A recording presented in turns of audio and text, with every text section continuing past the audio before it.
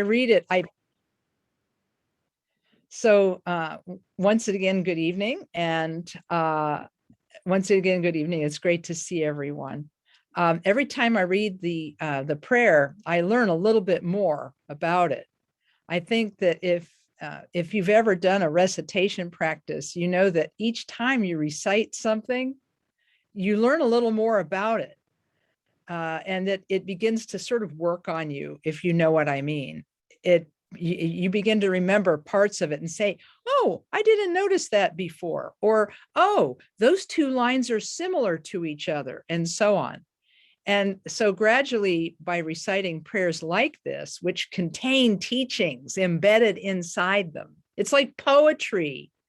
Of course, it's poetry, but it's got meaning sort of tucked in between the lines.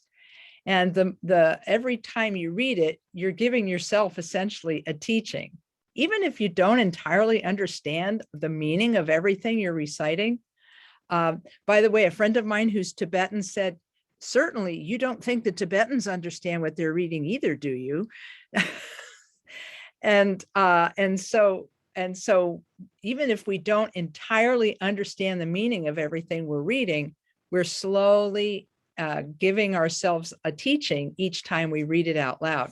So I will recommend to you that if you get a chance to recite it out loud to yourself once a week or something like that, might be a really good exercise, because then slowly bits of it will become more familiar to you.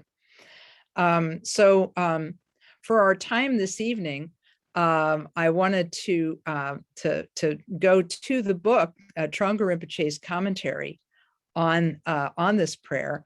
And then I'm going to talk about, tonight I'm going to talk about verses 11 and 12 and try to move into verse number 13. And then we can have a discussion about everything, anything and everything for the remainder of our time together.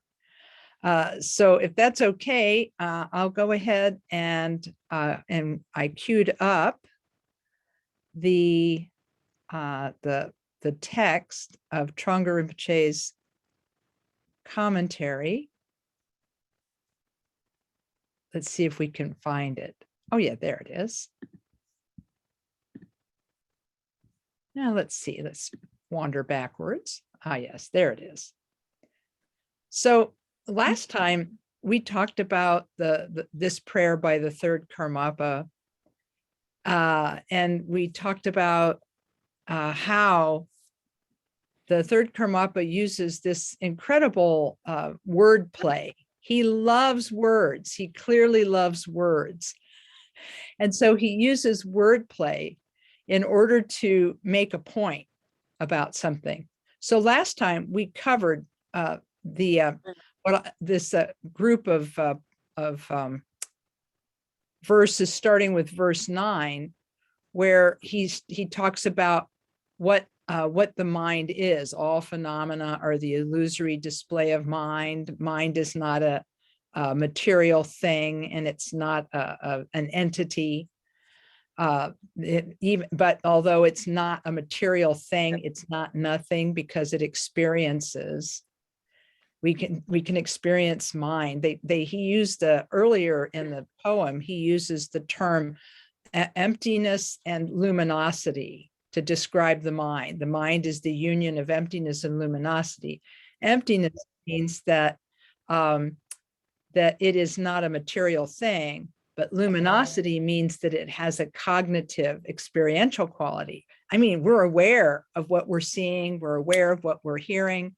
We experience this awareness, and this awareness is itself an illustration of the mind, which is not a material thing, but is not nothing, because it has an experience. And so this fundamental teaching that happens in verse number 9 then gets fleshed out in verse 10, 11, and 12.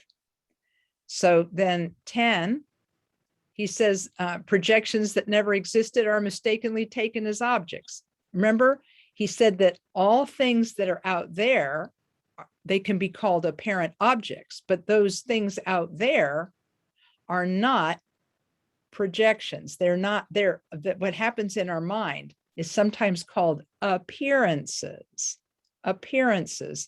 They call it that in the Tibetan Buddhist tradition. Appearances are different from apparent objects. Apparent objects is like this table. I have a table here, and this table is an apparent object. But the way this table appears in my mind is an appearance. It's mental. The picture in my mind is just an appearance. And that's why verse 10 starts with this idea of projections that never existed. In other words, this the table that appears in my mind is not a material thing. And not only that, this self-concept that we have. Remember last time we were talking about the Buddha's teaching that the mind is a stream of being, and this stream of being changes each and every moment, so that it's like you can't put your foot in the same river twice. Your mind is always changing. Your experience is always changing. And yet, when we experience all of the thoughts and the feelings and emotions and appearances, we posit or believe that there's a being that is experiencing it, and we call that self, myself. And what he's saying here in verse number 10 is through ignorance, self-existing awareness. Remember, luminous emptiness, this self-existing awareness is mistakenly taken as an ego. And then clinging to duality, we wander in samsara, taking everything to be real, permanent, solid, and unchanging, including our self-concept. So I like what he says here. May we discover the root of ignorance and confusion. Did you notice in the prayer, the other translation we read tonight, he said, may we get to the bottom of ignorance and delusion. It's like, may we get to the bottom of it. Then in verse 11, he starts to use wordplay again, saying that the mind is not existent. In other words, it's not a material thing. And that's why even the victorious ones, the Buddhists, have not seen it. But it's also not non-existent. It's the basis for all of our experience, whether that is a samsara experience or a nirvana experience. And then he says, this is not a contradiction, but the middle path of unity. In other words, if we can resolve dualism, in our own mind through the practice of meditation, then we will have an experience of this mind that is free from extremes. So then he's saying, may we realize the true nature of mind. So does anybody have questions about this first part? Because we can take questions for a minute or two. If anybody has one, you can write them in chat. Yes? I have one, but I don't know how to do the chat. Okay, well, you can just ask you can unmute and ask the question then. Okay. When you were going over verse 5, and you were saying something about learning, I don't know if it was learning prana or prajna. I wasn't sure. Oh, it was a prajna with a J. Okay, and then you said there were 3 prajnas, but I wasn't sure what those 3 were. Sure, I can tell you. The first one is hearing or learning. They've said it both ways in the different translations. So hearing is the first kind of wisdom. Okay. When you hear the Dharma, that's the first of the 3 prajnas. You hear it first or read it first. Okay. They say hearing even if you're reading it. It's, because you're hearing it. The second prajna, or the second wisdom, is contemplating. And that means you don't just read something and accept it. You read it and then work on it in your mind and say, is this true? Does it have meaning for me? So that's contemplating. And that includes asking questions. So that's the second of the prajnas. And you can see how reading by itself isn't as good as reading and contemplating, right? Yeah. Okay, well, the third prajna makes it even better, because the last of the 3 prajnas is meditating. Okay. So hearing is good. Hearing the Dharma is good. Contemplating the Dharma is better. And then meditating on it is the best. Okay. So those are the three prajnas. And so what we're asking in this prayer is, please let us have really good hearing, contemplating, and meditating. Okay. Because I had written down learning and hearing, but then I thought, and then I wrote contemplation, and then I wrote meditation, but then I thought, was it hearing or was it learning, or I was know. And in English, it's really funny because I've read 3 different translations of this prayer, and they all use different words.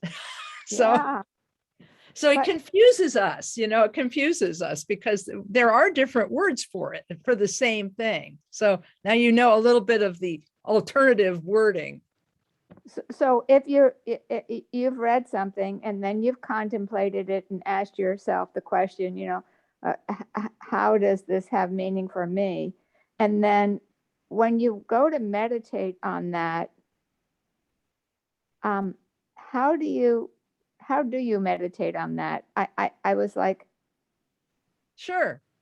Oh, okay. Yeah, it depends on what you're learning. It depends on what kind of Dharma you're hearing. For example, if you are learning about what are called the 4 thoughts that turn the mind toward the Dharma, that really is, that's a contemplation. So, the first of these is how precious our human life is. So then you would learn about all of the factors that makes our life meaningful. And then you might say, okay, well, I learned all those factors, or I saw all those factors, but are they true for me? Well, then we have to actually contemplate and meditate together. You ask questions about it first. That's the contemplating part. But then you sit and you say, okay, is it, do I really have this precious human birth? And if you get to the conclusion that you do, you've actually completed your contemplation and your meditation in one go. Okay. Mm-hmm. Now, that's one kind of thing you can learn and meditate on. Another thing you can learn and meditate on is the practice of shamatha, where you hear the instructions on how to meditate, then you ask questions of the meditation teacher, and then you actually meditate to see how it is. Okay.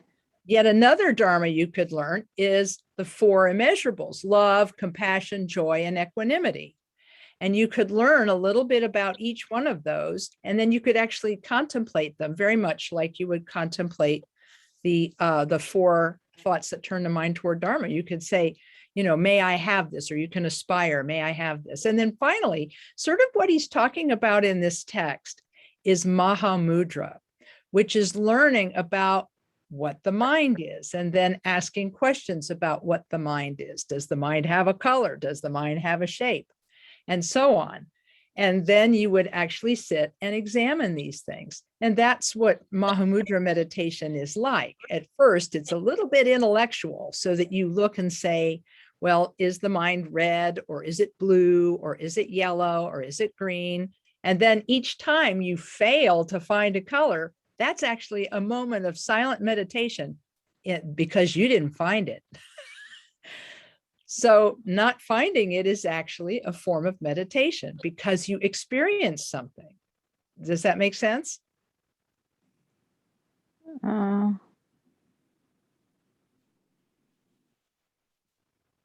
Maybe not. I can see where I examined that and I didn't see that. Mm-hmm. But I don't know if I don't know about the next step.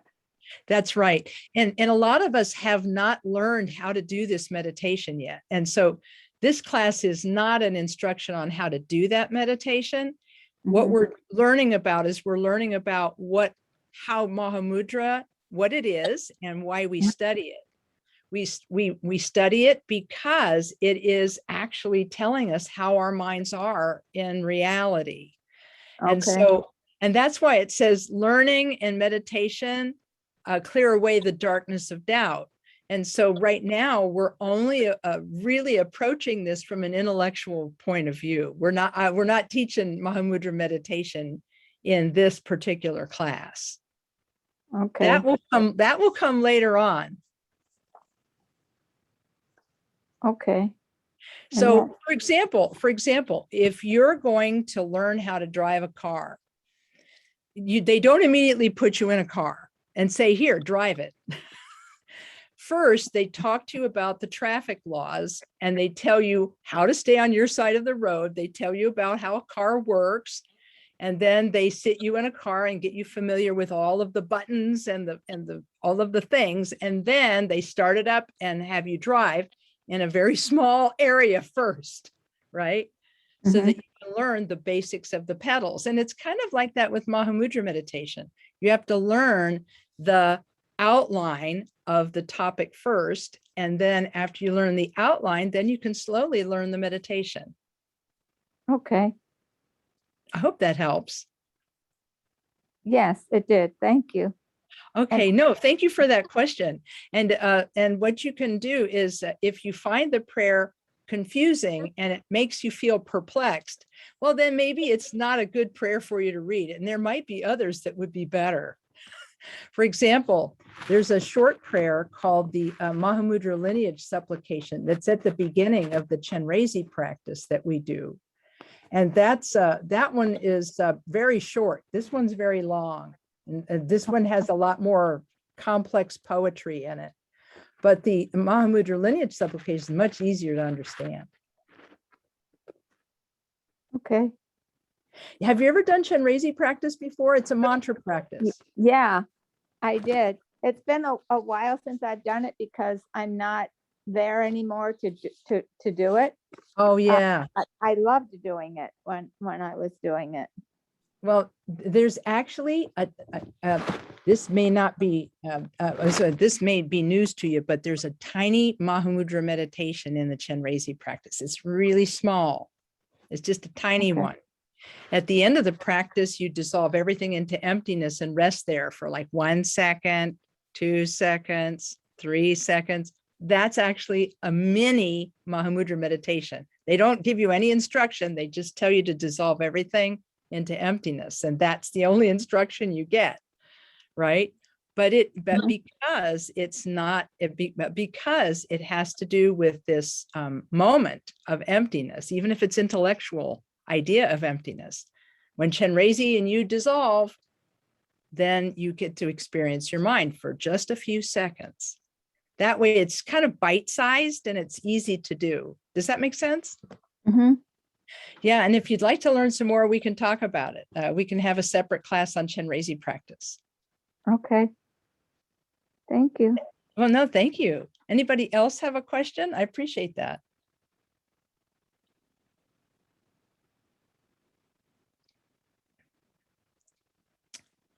Okay.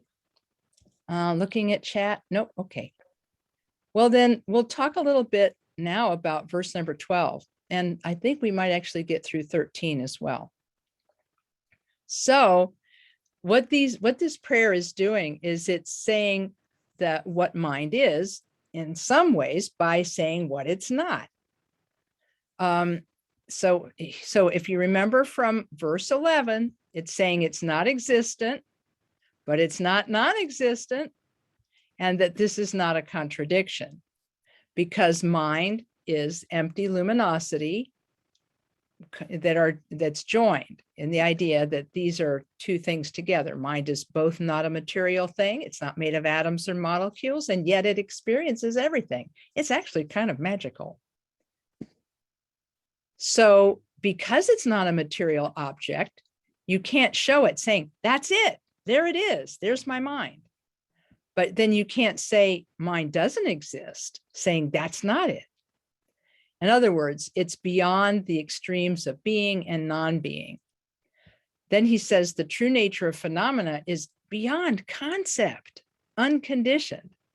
Beyond concept means that you can't, even though we're using lots of words to describe the mind, you can't really describe it accurately. But you can experience it in meditation. This is something that Trungpa Rinpoche talks about frequently in his books, that even though you can't really describe the mind, with words. It's beyond words. It's beyond concept. It's when it says it's unconditioned, what this means is that it is not a material thing. It is outside of the realm of materiality. It's unconditioned. And then he says, may we definitely know the perfect ultimate truth. So here we are in verse number 11 saying it's not this, it's not that.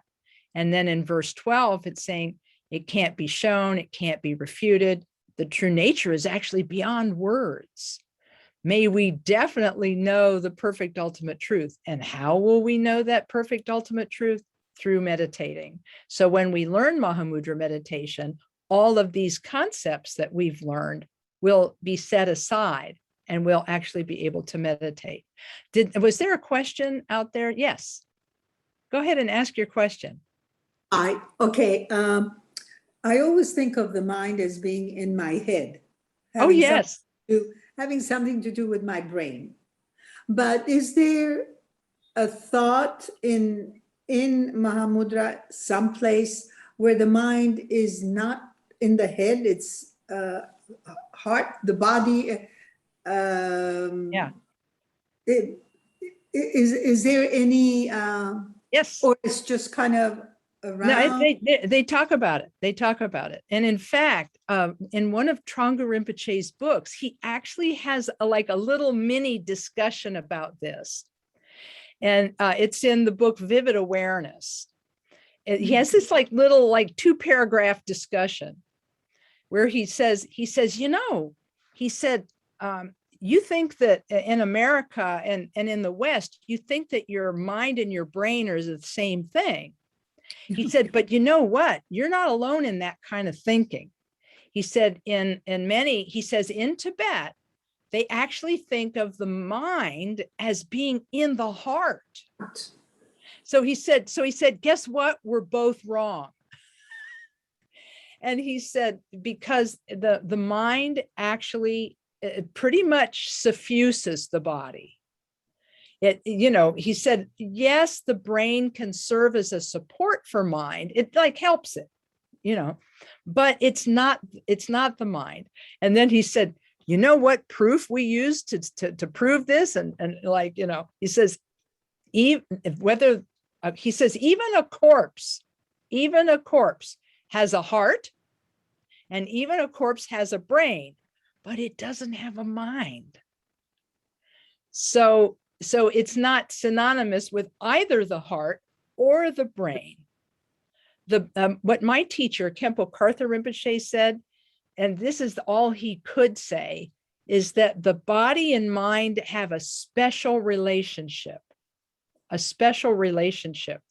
sort of interpenetrating, and that when you read books such as Khenpo Karthar Rinpoche's book, Bardo, Interval of Possibility, which is about the Buddhist teachings on death, he says what happens is that in Tibetan philosophy, they say that the mind and body come together at the moment of conception and stay together until the moment of death.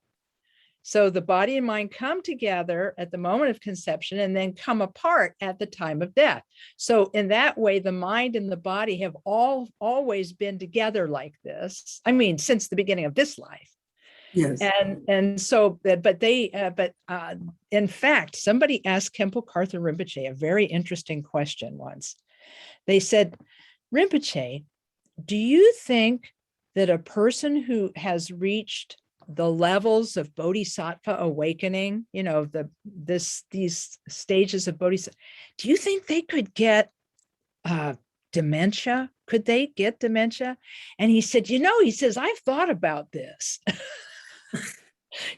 Okay. Yeah. He says, I've thought about this and I really don't think they can. He said, because he said in a person who has achieved these levels of awakening, the body and mind, they still have their special relationship, but the mind is kind of running things, whereas before the body's kind of running things. So it's very interesting. But he tried to explain it, but I didn't entirely understand it. But I thought I would at least repeat that much of it. No, thank you, thank you, thank you. Because a lot of times, well, maybe not a lot of times, we get a sense that someone's looking at us, or we get a sense that there's something behind us, or Yeah. I don't mean that it's spooky or anything, but No. actually, or that something is approaching. So I just wondered if there is any discussion on the subject. Oh, because yes. we discuss everything under the sun. So Yes, and in fact, I've heard a couple of discussions on that topic. One is scientific, the other is dharmic. So on the scientific side, they have actually done studies about how the mind has an impact outside the body. Now, I didn't read it in detail and I didn't memorize it, so you'd have to look it up. But they have actually shown, even further than that, you and I have all experienced something where somebody called you and they said, "Are you okay?" And it's like, "Yeah, I'm okay." Or, "No, I'm not okay." Well, I just felt like I needed to call you. Right? And it's like, do we have like a sign that's flashing in their minds? I have no idea, right? So, but it's interesting, isn't it? That's yes, on the very scientific much. Very much. but on the dharmic side, they do talk about aspects of our personality and things like that may actually be like the I don't want to open a can of worms by starting to talk about this because I don't know enough about it to talk about it well.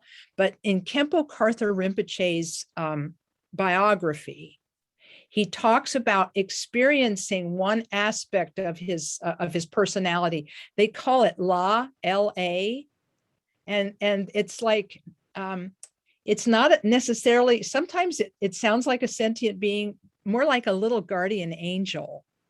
You know what I'm saying? It's kind of like the Tibetan version of guardian angel, and it actually can warn you of danger and things like that. And it helps, and it likes you. He said it likes you. But so maybe it's an aspect of your mind or a projection of your mind, but it tries to look out for you and take care of you. Since I don't understand it, we're going to have to ask somebody like Khenpo Urgyen about it, because it's hard to explain. But yes, your mind can be effective in different ways, but I don't understand exactly how it works. It's okay. Even if you explained, I have a feeling I may not understand it. I don't think I understood it well enough, which is why I can't really repeat it for you. But I have heard, these are the teachings I've heard from Rinpoche, is that yes, there is this awareness outside your body, and part of it is you, and part of it is your law, which is watching out for you. So, because I read about, if one were to separate the idea that the mind is inside my head and inside my body, then if I separate it, the prayer starts making more sense. Well, yeah. But if I think of it as being part of my brain, the prayer will be more problematic. And that's right. That's why. And I really understand that, and I'm really glad you asked, because what he's getting at here is so amazing that it's like beyond anything we could describe. Our mind is actually quite amazing. It has gone through time, right? And it's happened to have stopped by here, and here we are. But we can come to know what that mind is. We actually can come to know it. We can't describe it, but we can experience it. So it's a very interesting set of circumstances. Thank you. Now, you're welcome. Because of time, I'm going to have to move on, but I'll take more questions after we go through number 13.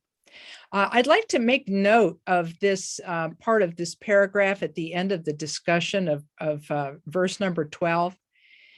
He said that everything arises as an appearance of the mind. That's all our experience arises as an appearance of the mind. Therefore, this mind is beyond the realm of thought, the mind that is unconditioned dharmata. Now, dharmata means this, this purity, this emptiness, and so on. It's not fabricated by anyone. It is simply the natural state of reality. And it says if it were conditioned, it would be impermanent. Whereas the true nature of mind is not fabricated by anyone. There is no entity that exists as a thing. We must ascertain in our mind that the way things really are, peace, freedom from mental fabrications, is the perfect ultimate truth. And so this is a little bit, sometimes it's a little easy to understand, sometimes it's a little hard to understand. And Khenpo Karthar Rinpoche said, when we study the mind in this kind of intellectual way, he said, don't worry if you get it one day and you don't get it the next day. He said, this is how it is. Our ability to understand Dharma, he says it actually waxes and wanes with our karma, as our karma is coming to fruition day after day, moment after moment. We sometimes will have an opportunity, a situation where we understand something, everything aligns and we understand it, but then the next day we forget it. He said, don't be discouraged by that. Just keep studying, keep contemplating, and keep meditating. So, anyway, I wonder if I want to go sideways on this for a second. There is a teaching, and I think that we'll see it later in the prayer, that dharmata, this empty luminosity, is actually the nature of everything, which is kind of cool because I think that gets close to what physicists are studying right now as the nature of all phenomena. But in any case, we'll set that aside for the moment. So I'll read verse number 13. Not realizing this, one circles in the ocean of samsara. Realizing this is no other than enlightenment. Nothing is affirmed or negated at all. May we realize the essential point of the dharmata, the ground of everything. So it is right here where he's going to talk about it. I thought it was a couple verses hence, but it's this one. So in other words, remember all those verses that we just read, the great quartet, 9, 10, 11, 12, all of those verses about how the mind is, what it is and what it is not. Now he summarizes in verse number 13 by saying, you know what we just talked about? It's the truth, and not realizing the truth of how mind is, we go around and around and around in the dualistic world that the Buddha called samsara, or cyclic existence. So not realizing this, we go around and around in samsara. But he says, realizing this is no other than enlightenment. Didn't you like the way he said it in the other translation? It says, if you realize it, Buddha is not elsewhere, meaning that that our mind is actually everything. And so it says nothing is affirmed or negated at all. I like the other translation slightly better. Everything is this. There is nothing that is not this. I just love the completeness of that. In other words, the basic nature of our mind is the same as the basic nature of all phenomena. He says, may we realize the essential point of dharmata, the ground of everything. So I'm just going to read directly from Trungpa Rinpoche's commentary here, because his explanation, I think, is the best. He's talking about a multi-stage logic exercise. And this is the third stage of this 4-part logic exercise, which we talked about briefly a few classes ago as being the same as the 4 slogans on ultimate bodhicitta in the book Great Path of Awakening. But that's a whole nother kettle of tofu. We will get into that at another time. So setting aside that, he says, mind is empty. It is not non-existent. It is not affirmed, and it is not negated. It is empty. However, this emptiness does not contradict the appearances of dependent arising. In other words, just because things are empty doesn't mean they don't appear. All phenomena are dependent arising. And emptiness and the appearance of dependent arising are a unity. In other words, you can't take a hammer and chisel emptiness and appearance apart from each other. Emptiness and appearance are together and you can't take them apart. So he says, in terms of this teaching, it said, not realizing this, one circles in the ocean of samsara. That is, if one does not realize the true nature of mind, one will wander in confusion and samsara. The conflicting emotions will arise and various obstacles, negative conditions, and suffering will occur. However, if we realize the true nature of mind, this empty luminosity, then all the conflicting emotions, suffering, and obstacles will naturally cease within this enlightenment. Therefore, if one realizes this, enlightenment does not exist at all. It all exists elsewhere. It is the mind itself that is enlightened. It is the mind itself that wanders. Enlightenment does not exist elsewhere.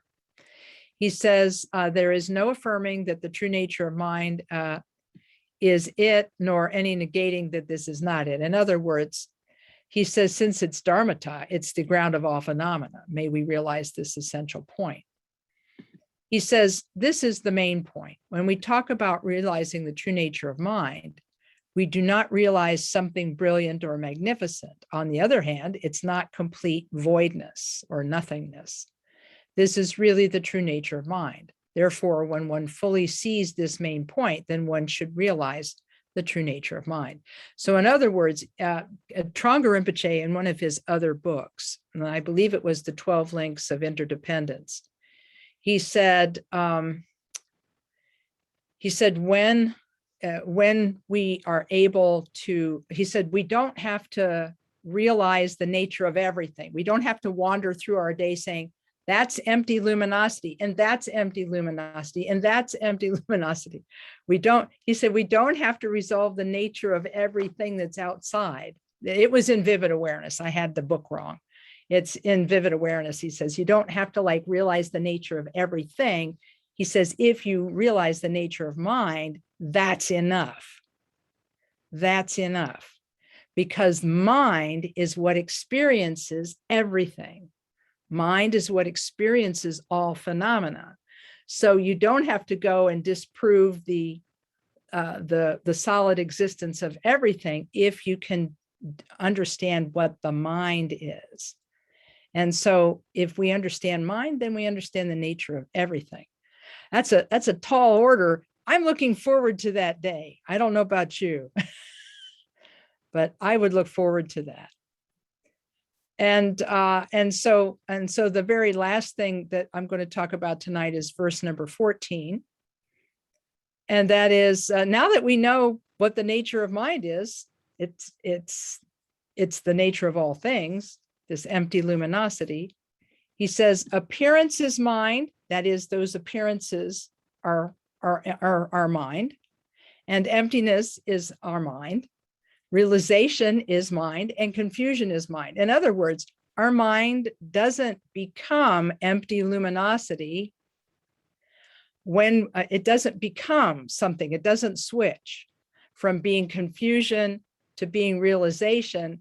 The mind is actually the same. It's just our ability to recognize that nature. The nature of the mind doesn't change. When we're confused, underneath all those confused thoughts, it's still Buddha nature underneath all of that. It's even underneath all of our confusion, we still have Buddha nature. And that's what's so amazing about this teaching, is that from my point of view, I never need to feel hopeless, because at the basis, even in my confusion, awakening Buddha nature is in there. I just know it. I don't know if you've seen the drawing called The Wheel of Life, and it has pictures of the 6 realms of existence and so forth. In each of these realms of existence, from the lowest hell to the highest realm of the gods, there's a Buddha that appears in the iconography of each of these realms. There's a Buddha, a standing Buddha that's usually teaching. And I said to Khenpo Karthar Rinpoche once, who are those Buddhas? Who are they? And he said, he said, it's been a long time and I've forgotten their names. He said, but he says, I'll tell you what they mean to me. He said, when I see those pictures of the Buddhas in the lowest hell and in the highest heaven and everywhere in between, it means to me that Buddha nature is there with me in the middle of all of my suffering. My Buddha nature is there. And the Buddha nature never goes away and never changes. And he says, so even for the beings in the lowest hell, they still have Buddha nature. And he said, and that means there's always hope. There's always hope because it's there. So anyway, this is, I'm sorry for that little sidetrack there, but it's something that struck me as I was going through this. Appearance is mind, emptiness is mind, realization is mind, confusion. In other words, birth is mind, cessation is mind. In other words, when thoughts arise, that's kind of what he's meaning here. And when thoughts stop, it's still your mind, no matter what. And so this is, I think, as far as we'll go tonight in terms of presentation. I just realized I'm at the bottom of the hour, and there's my timer going off. All right. Yes. Okay. So I wanted to remind myself so I didn't go too far over, but I might have some time for questions, and we can start next time with number 15. Can I ask a quick question? Sure can.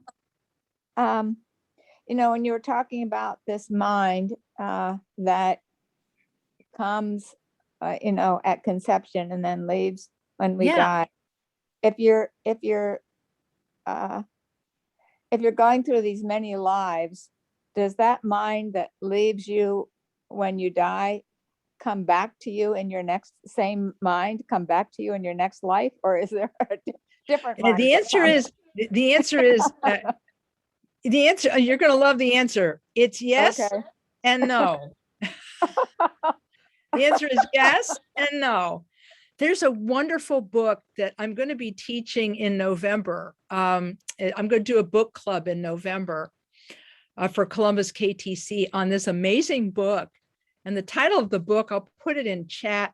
It's called Karma, Karma, what it is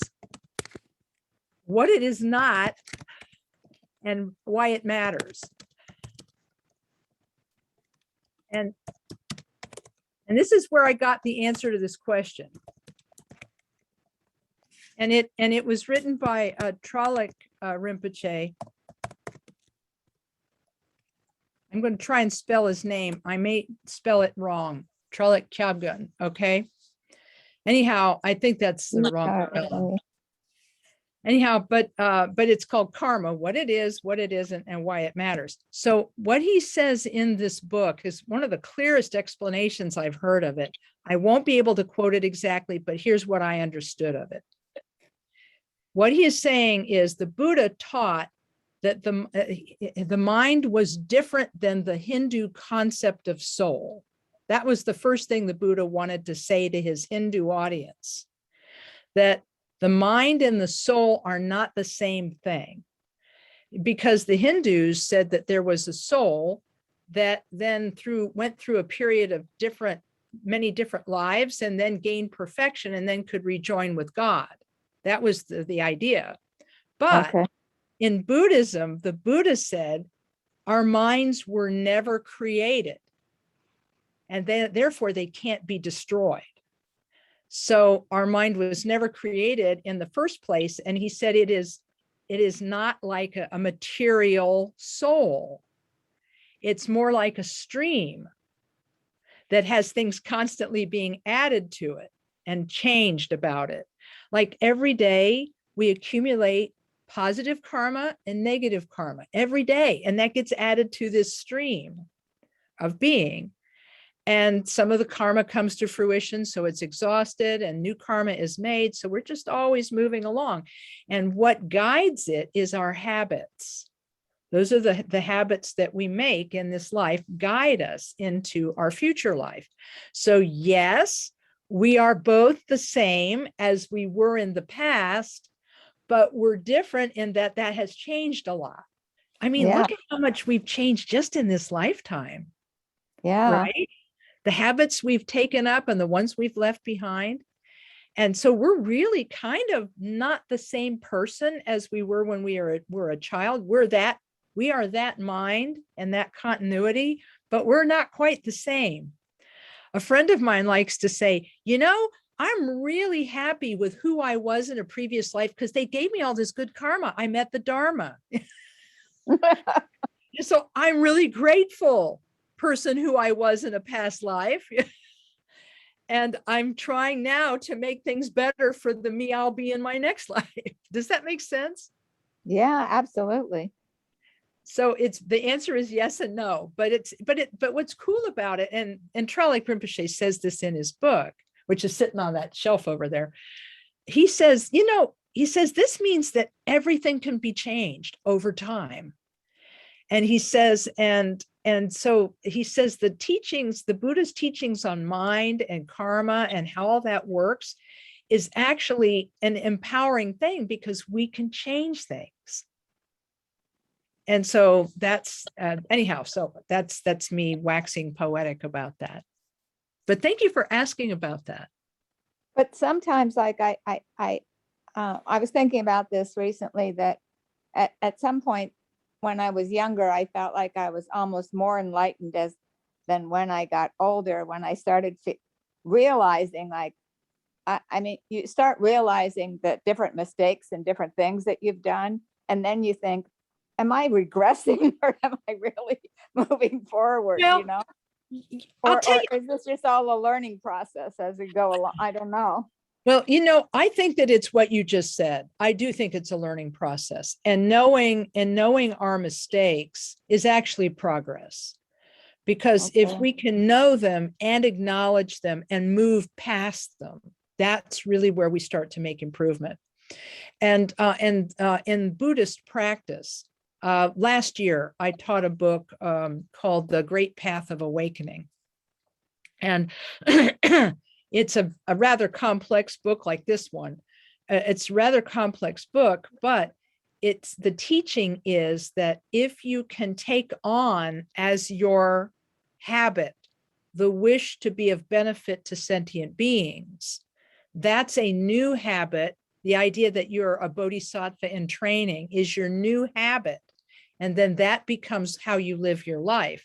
And part of living your life like that is what they call the 4 powers of confession, which is recognizing you've done wrong, going to the Buddha and telling the Buddha about it, and then remedying it and resolving not to repeat it again. By remedying it, it means that you pray to the Buddha and confess to the Buddha, and then make the aspiration that you don't repeat those things. And he said it actually purifies your karma.